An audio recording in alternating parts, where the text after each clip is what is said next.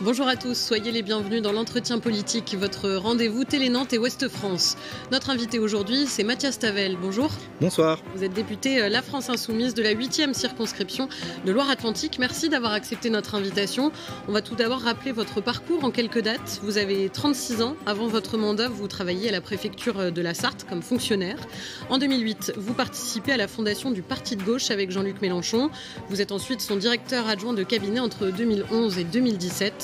En 2021, vous êtes élu conseiller régional des Pays de la Loire. En 2022, enfin, vous êtes élu député donc, de cette 8e circonscription dans notre département. Vous quittez alors votre mandat de conseiller régional. Voilà pour les présentations. On commence tout de suite avec nos questions d'actualité. Alors une première question toute simple pour vous, Mathias Tavel. Est-ce que vous comptez prendre le train ce week-end ? Eh bien oui, je prends le train très souvent. Je compte le prendre demain et tout à l'heure même pour retourner sur Saint-Nazaire. Vous allez peut-être pas pouvoir, vous êtes au courant. Il y a une grève et je soutiens les salariés de la SNCF qui se mettent en grève. Ils ne sont pas responsables de cette grève. Le préavis qu'ils ont déposé, ils l'ont déposé le 28 janvier. Pourquoi attendrait-on 15 jours pour discuter? Ils demandent notamment des choses qui avaient été actées dans un accord il y a plus d'un an avec la SNCF et qui ne sont pas respectées, qui concernent notamment le fait qu'on prenne en compte davantage les primes qu'ils perçoivent dans le calcul de leur retraite, parce qu'ils doivent travailler comme tout le monde plus longtemps à cause de M. Macron. Il est normal qu'il y ait des contreparties. Les estimations de salaire des contrôleurs SNCF qui gagneraient visiblement en moyenne 2 900 € bruts en début de carrière, 4 400 pour les contrôleurs les plus expérimentés. En pleine vacances scolaires, vous les soutenez malgré tout ? Bien sûr, je les soutiens et j'appelle tous les salariés qui veulent être mieux payés à faire comme les salariés de la SNCF, c'est-à-dire à se mobiliser dans leurs entreprises pour obtenir des augmentations de salaire. Donc vous dites quoi alors à l'inverse à vos électeurs qui ont voté pour vous et qui sont aujourd'hui encore une fois bloqués en pleine période de congé? Eh bien je leur dis que la direction de la SNCF et le gouvernement ont qu'à répondre de leurs actes, c'est-à-dire tenir la parole qu'ils ont donnée aux cheminots il y a un an et ne pas avoir fait cette réforme des retraites qui oblige tout le monde à rediscuter des conditions de la fin de carrière, puisque c'est ça qui est à l'ordre du jour. Les primes ont été versées par la direction de la SNCF. Mais oui, mais c'est justement la question. On a versé aux contrôleurs près de 40% de leur salaire sous forme de primes. Et quand ils partent à la retraite, on leur dit les primes, ça compte pas dans le calcul de la pension. Donc, on voit, et ça ne concerne pas que les contrôleurs, il y a plein de salariés dans ce pays qui sont comme ça. Donc, il faut forcément revoir le calcul de la retraite ou alors intégrer directement dans le salaire ce qui est aujourd'hui des primes. Et puis enfin, il aurait été plus simple de ne pas repousser l'âge de la retraite à 64 ans pour tout le monde. Ça aurait évité ces discussions. Cela fait 2 cérémonies en une semaine, Mathias Tavel, où vous êtes persona non grata, vous, la France Insoumise, celle en hommage aux victimes de l'attaque du Hamas en Israël et celle hier à Robert Badinter. N'y a-t-il pas une forme d'irrespect, d'indécence envers les familles à y être allées, malgré tout, à avoir été présent? Non, je ne crois pas. Ce qui aurait été indécent, c'est de manquer à notre devoir, qui était d'être à ces hommages, qui étaient des hommages nationaux, c'est-à-dire des hommages où la nation tout entière rend hommage à des victimes ou à une grande figure de la bataille pour les libertés et pour la justice. C'était notre devoir d'être humain, de citoyen, de parlementaire, que de marquer la cohésion de la nation par notre présence. Et la France Insoumise a-t-elle été humaine, je reprends vos mots, lorsque Jean-Luc Mélenchon a refusé de parler d'attaques terroristes pour ces victimes israéliennes du Hamas le 7 octobre dernier ? Vous savez, Jean-Luc Mélenchon a été l'un des premiers à condamner cette attaque le 7 octobre. Sans parler d'attaques terroristes, en parlant de crimes de guerre. Oui, vous le savez très bien, Mathias Tavel. Bien sûr, parce que pour nous, il y a une guerre qui fait rage entre Israël et la Palestine, qui n'a pas commencé le 7 octobre, et nous ne voulons pas faire croire ou laisser croire que ce serait la guerre contre le terrorisme, la guerre du bien contre le mal. C'est une guerre territoriale, coloniale, et c'est avec ce contexte qu'on peut la comprendre. Mais nous n'avons jamais nié, et Jean-Luc Mélenchon lui-même, Mathilde Panot, Manuel Bompard et d'autres, et nous ici dans le département, nous l'avons écrit dès le départ, que c'était une attaque, qu'il y avait du terrorisme dans cette attaque. Donc vous le dites. Mais nous l'avons toujours dit, madame. Ce que nous ne voulons pas, c'est pas que... Exactement. Écoutez, je vous renvoie aux expressions d'Arnaud Le Gall, Manuel Bompard, Mathilde Panot, qui l'ont dit dès cette époque-là. On nous a fait un procès parce que nous refusions de nous laisser embarquer dans ce qui aurait été la guerre contre le terrorisme, dont on voit le résultat sous les yeux, c'est-à-dire qu'il y a 25 000 personnes qui ont été tuées à Gaza et qu'on vient nous expliquer qu'une vie palestinienne vaudrait moins qu'une vie israélienne. Eh bien, nous refusons ça. Nous sommes humains, toutes les vies se valent et il faut le cessez-le-feu. En tout cas, à chaque fois, Mathias Tavel, le Rassemblement national non plus n'était pas invité. Vous semblez un peu être mis dans le même panier, en quelque sorte. Est-ce que vous avez raté quelque chose, peut-être, pour être considéré de la sorte aujourd'hui? Non, je vois bien qu'il y a une volonté de nous diaboliser. Parce que quand vous faites 22% à l'élection présidentielle sur la base du partage des richesses, de la retraite à 60 ans et autres, il y a des gens qui n'ont pas envie que vous vous rapprochiez davantage du pouvoir. Et donc, ça fait partie de la bataille, notamment médiatique, que nous menons. Mais sur la base, peut-être aussi, on y revient, de positions qui peuvent être considérées comme extrêmes. Mais elles ne sont pas extrêmes. Dire que la guerre entre Israël et la Palestine n'a pas commencé le 7 octobre, ce n'est pas extrême, c'est l'histoire. Dire qu'il faut le cessez-le-feu aujourd'hui à Gaza, ce n'est pas extrême, c'est l'humanité la plus élémentaire. Dire qu'il faut que les otages soient libérés, ce n'est pas extrême, c'est notre part d'humanité commune. Donc nous disons la même chose. Vous aviez des membres de la France Insoumise qui parlaient d'actes terroristes et qui étaient également humains. On pense à François Ruffin, par exemple. Mais écoutez, madame, nous sommes des humanistes, nous sommes horrifiés par ce que nous avons vu. Et la réaction qui a été la nôtre, c'est que tout de suite, nous avons vu le risque d'engrenage se mettre en place et que nous ne voulions pas de cet engrenage. Et il est temps maintenant que la France prenne des sanctions pour empêcher le risque de génocide qui est en cours à Gaza. On passe très rapidement à un autre sujet d'actualité, vraiment à l'échelle locale. C'est arrivé il y a quelques jours, cette information à Cordemais. Les syndicats déplorent qu'EDF prévoit des coûts de production très pessimistes dans ses prévisions pour le projet Ecocombust.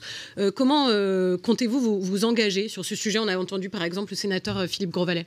On est engagé depuis longtemps en soutien de ce projet Ecocombust, déjà dans la campagne des élections régionales que vous avez mentionné tout à l'heure. Il faut faire pression sur EDF. Mais il faut exiger que la direction d'EDF mette en œuvre la parole du président de la République. Vous ne m'entendrez pas tous les jours dire qu'il faut se battre pour appliquer ce que le président de la République a dit. Le président de la République a dit qu'il faut sortir du charbon et convertir les centrales à la biomasse.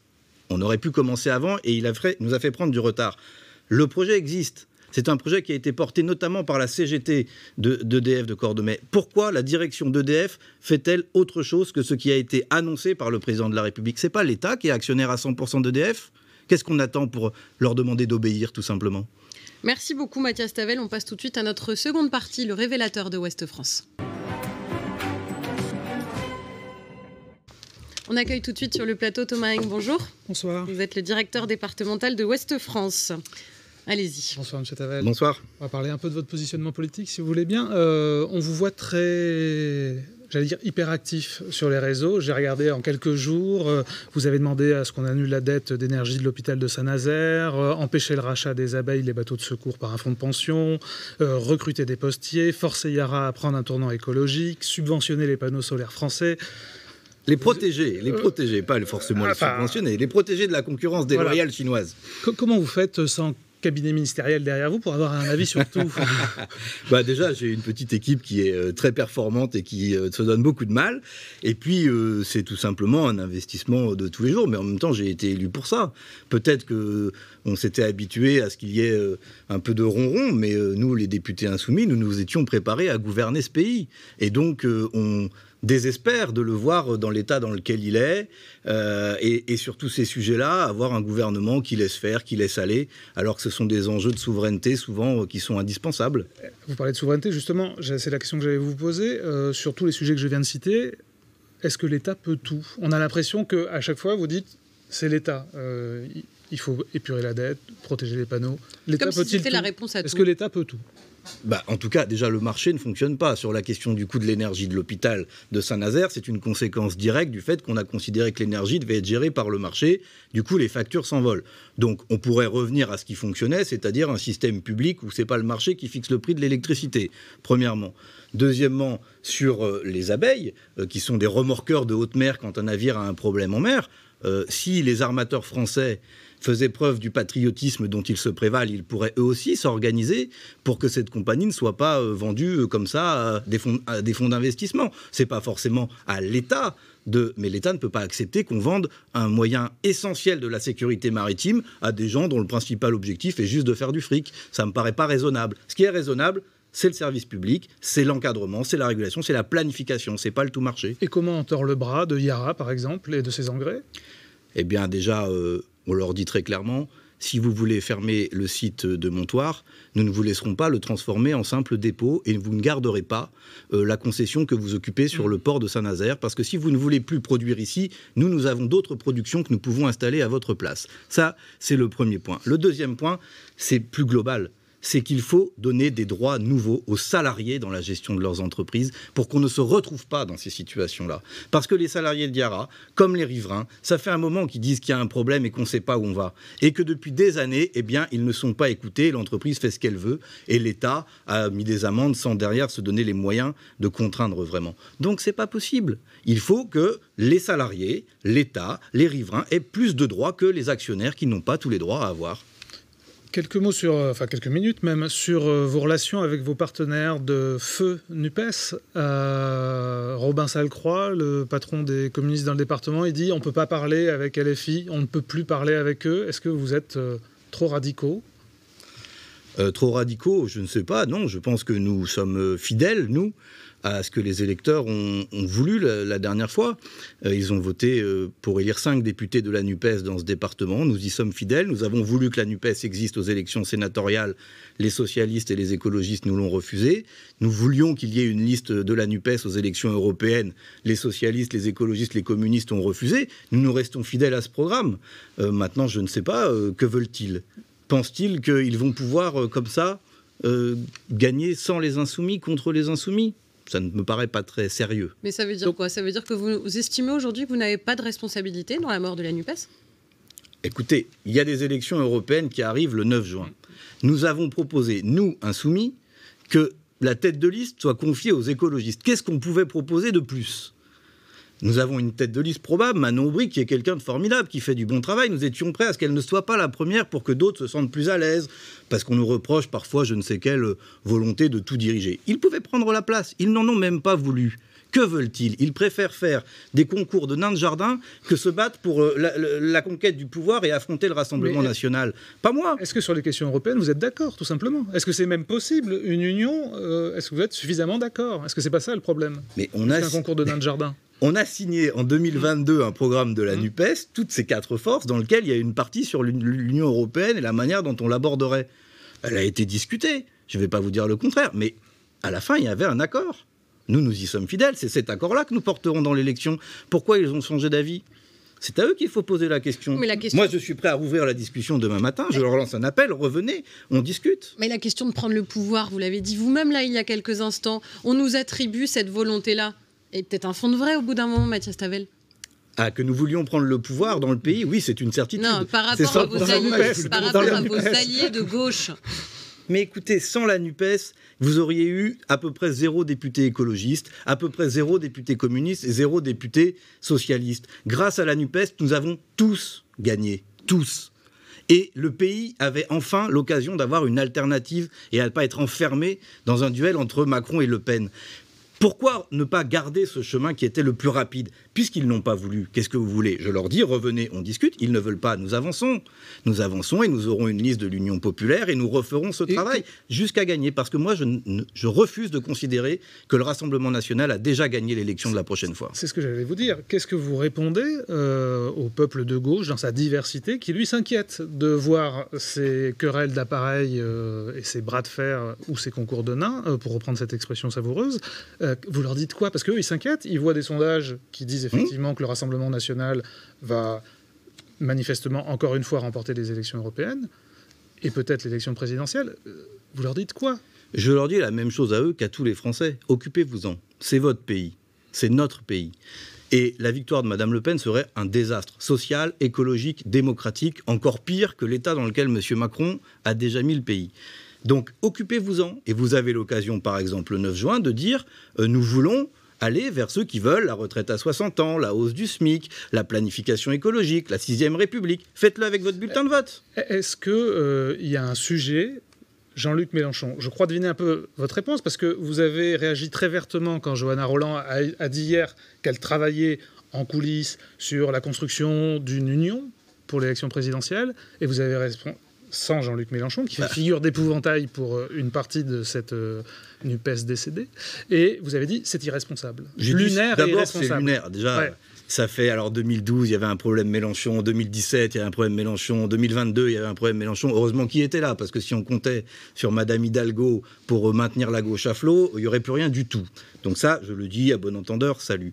Mais c'est lunaire. Monsieur Mélenchon a fait 33% à Nantes. Madame Rolland veut se passer de ses électeurs. C'est pas sérieux, même de son point de vue à elle. Je crois pas qu'elle soit dans une situation à Nantes si favorable qu'elle puisse commencer par trier dans ceux qui ont porté une fois un bulletin de vote à gauche. Mais même en interne, au sein du parti, il y en a qui veulent se passer de Jean-Luc Mélenchon. Je n'ai pas entendu ça. J'ai entendu des gens qui réfléchissent sur comment on peut gagner, comment on peut faire mieux, comment on peut ajouter. Comment on peut faire différemment aussi. Ajouter. Mais il y a quand même 7 frondes en interne à la France Insoumise. Il y a un débat. Il y a un débat. Il y a une fronde. Il y a une discussion. Écoutez, s'il n'y en avait pas, vous nous diriez on est une caserne. Mais mais vous ne dites pas que ce moment est révolu. Est-ce que le moment Mélenchon n'est pas révolu avec de nouveaux talents qui arrivent et qui pourraient fédérer ? Mais Jean-Luc Mélenchon est là, il a fait 22%, il a dit qu'il souhaitait être remplacé, d'autres peut-être se préparent à être des remplaçants potentiels. Que chacun fasse pour le mieux, tant mieux si on a une équipe large et riche. Moi, je souhaite qu'il y ait plus d'insoumis dans le pays et pas moins. Donc, une équipe menée par qui alors ? Par Jean-Luc Mélenchon ? Peut-être, pourquoi pas ? Si quelqu'un d'autre semble en mesure de faire mieux, nous verrons. Moi, je ne fais pas des questions de personne. La question, c'est pour faire quoi ? Si l'alliance qui est proposée sans Jean-Luc Mélenchon, c'est une alliance sans la retraite à 60 ans, sans la hausse du SMIC, sans la 6ème République, eh bien, ce sera sans moi, je le dis. Mais si c'est pour faire un programme de rupture, je pense que nous aurons besoin de tout le monde, et y compris de Jean-Luc Mélenchon. Merci beaucoup, Mathias Tavel, d'avoir répondu aux questions du Révélateur de Ouest France. Merci beaucoup, Thomas. On passe tout de suite à notre dernière rubrique. Nous allons à présent vous soumettre plusieurs mesures, à vous de nous dire si vous êtes d'accord ou non et pourquoi. Toute première mesure, la semaine de 4 jours pour les fonctionnaires. Annonce de Gabriel Attal il y a quelques jours. Est-ce une bonne idée, vous qui étiez vous-même fonctionnaire ? Alors, la semaine de 4 jours, c'est une idée qui était dans le programme de Jean-Luc Mélenchon pour le mettre en œuvre. Donc, j'y suis favorable, mais ce n'est pas tout à fait ce qu'a dit M. Attal. Il a dit la semaine en 4 jours, c'est-à-dire que vous faites le même temps de travail sur moins de jours. Et donc, vous faites des journées plus longues. Ce n'est pas exactement ce qu'on appelle la réduction du temps de travail. Voilà. Après, ici ou là, ça peut être pertinent, notamment quand vous avez des gens qui ont des horaires qu'ils ne choisissent pas. Mais la vraie question, c'est comment... Vous auriez aimé avoir ça, vous, quand vous étiez à la préfecture en Sarthe ? C'était en discussion, mais ça n'a pas été mis en œuvre à ce moment-là. Mais la vraie question, c'est comment on fait pour qu'on travaille tous, et pas seulement certains qui travaillent beaucoup, et comment on fait pour qu'on travaille mieux, qu'on soit plus épanoui au travail. Et de ce point de vue-là, il y a beaucoup de progrès à faire, et cette mesure n'y suffira pas. Deuxième mesure, inclure les logements locatifs intermédiaires dans la loi SRU. Donc ça aussi, ça fait partie des annonces du nouveau Premier ministre. Je rappelle quand même d'abord, avant votre réponse, que la loi SRU définit le taux minimal de logements sociaux dans les communes. C'est censé être 25% du parc immobilier. Qu'est-ce que vous en pensez ? Je pense que c'est une attaque très grave contre le droit au logement de tous les Français. On a aujourd'hui, ici, dans ce département, des communes qui déjà ne respectent pas cette obligation de 25%. Certaines disent qu'elles ne peuvent pas atteindre les 25%. Bien sûr. La Baule, 6% de logement. Expliquez-moi pourquoi, à Nantes ou à Saint-Nazaire, on arriverait à faire du logement social et pas à la Baule. À la Baule, l'argument, c'est de dire qu'il n'y a plus assez de foncier disponible. Eh bien, il y a des logements construits, on peut les préempter, on peut refuser à délivrer des permis de construire supplémentaires pour faire des logements qui ne sont pas sociaux. Je note que quand il y a une délinquance de maires de droite qui ne respectent pas la loi SRU, là, bizarrement, la droite a disparu et ne défend plus la tolérance zéro contre les délinquants.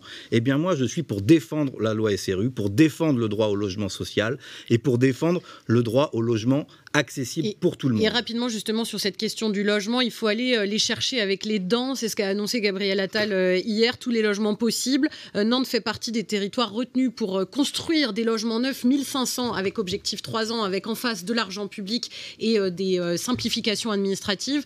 Ça, c'est une bonne chose. Johanna Rolland s'en réjouit. Mais écoutez, on n'a jamais construit quasiment aussi peu que depuis que M. Attal est au gouvernement avec ses amis. Donc c'est bien beau de se réveiller 7 ans après. Ils ont commencé par retirer des moyens des bailleurs HLM. Ils étranglent les collectivités locales et après ils viennent vous dire qu'il faut chercher des logements en cassant au passage le logement social et la loi SRU. Bien sûr qu'il faut construire des logements, mais des logements sociaux, des logements publics pour tous à des prix maîtrisés. Parce que si c'est pour construire pour des gens qui peuvent payer 4, 5, 6, 7 000 euros du mètre carré, eh ben franchement, ça sert à rien. Et il vaut mieux pas construire pour cela, mais construire pour les autres. Il n'empêche que là, pour le coup, ça fait partie d'une prémisse de bon dispositif. Mais ça dépend pour qui sont ces logements. Troisième mesure, retirer leur siège aux élus condamnés. C'est assez simple. Adrien Quatennens, dans une récente interview, a dit regretter d'avoir levé la main sur son épouse et certains mots de sa défense qui avaient été très mal perçus. Il a été condamné. Oui. Est-il normal qu'il puisse revenir à l'Assemblée et reprendre le cours de sa carrière politique en tant qu'élu de la nation? Il a été condamné. Il a été sanctionné par notre mouvement, notre groupe. Il a été exclu de notre groupe pendant un certain temps. 4 mois. 4 mois. Et il a fait un travail pendant ce temps. Il a tenu les propos de regret que vous avez évoqués. L'une des leçons de la République, au sens très large, c'est que l'être humain a toujours la capacité à s'améliorer. Et que quand on commet une faute, on doit être sanctionné, mais que cette sanction doit être temporaire. Ok, c'est valable aussi pour les élus de la nation. Gravité. C'est ça ma question. Écoute, nous, on défend le droit au référendum révocatoire. Que ce soit les électeurs qui puissent dire « nous ne voulons plus que ce soit vous, votre député ». Si notre proposition avait été adoptée dans le mandat précédent, peut-être que les électeurs de la circonscription de M. Quatennens auraient pu s'en saisir et auraient dit leur avis. Et vous, personnellement, vous en pensez quoi ? Moi, je pense qu'on peut aussi se dire que c'est un mauvais message envoyé à toutes les femmes victimes de violences. Je pense qu'il était absolument normal et juste qu'Adrien Quatennens soit condamné et qu'il soit sanctionné par notre mouvement. Mais je trouve qu'il est juste qu'on ait dans les sanctions des proportions et que lorsqu'on a commis une faute, une fois la sanction passée, on puisse reprendre son activité, sa vie. Voyez-vous, je ne suis pas en tant qu'élu et que représentant de la nation. Avec le référendum révocatoire, ce sont les électeurs qui répondraient à cette question. Allez, dernière question, très rapide. Saint-Nazaire, y déménager? Vous y allez tout à l'heure à Saint-Nazaire, vous n'y habitez pas, vous avez été élu sur cette circonscription. Écoutez, je ne sais pas, M. Heng disait tout à l'heure que j'étais très actif, j'ai l'impression, et même plus que l'impression, de consacrer beaucoup de temps et d'énergie, comme c'est normal, comme je m'y étais engagé à défendre les sujets de cette circonscription qui me passionnent. Maintenant, après, déménager, c'est pas un choix qu'on fait tout seul. Circonscription sur laquelle vous êtes quand même relativement peu. Écoutez, je ne sais pas, aller demander aux Nazériens s'ils ont l'impression que leurs députés ne défendent pas leur sujet. Je ne crois pas que ce soit ce qu'ils disent. En tout cas, ce n'est pas ce qu'ils me disent pour répondre à votre question. Mais évidemment que je vais m'investir sur cette circonscription durablement et on aura sans doute l'occasion d'en reparler. Merci beaucoup Mathias Tavel, c'est la fin de cet entretien politique. Merci d'y avoir participé, une émission en partenariat donc avec Ouest France.